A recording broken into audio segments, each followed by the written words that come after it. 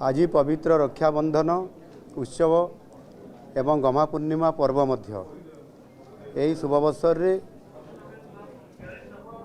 समस्त भौणी माननकु मो तरफ शुभेच्छा एवं अभिनंदन जनाऊँगी एवं समानंकु सुरक्षा केमिति मिलिबो सेतिपाई मध्य आज मु ये पवित्र रक्षाबंधन उत्सव रे प्रतिश्रुति दौची समाने समस्ते भलरे रहिबे सुखरे रहिबे सुरक्षारे रहिबे आ समस्त ओडिशार भौणी मानकु सेतिपाई मध्य मु सुभद्रा योजना रे समानंकर सुरक्षा एवं समानंकर उन्नति पाई मध्य योजना करिछि समानंकर उत्तरोत्तर कामना करूछि।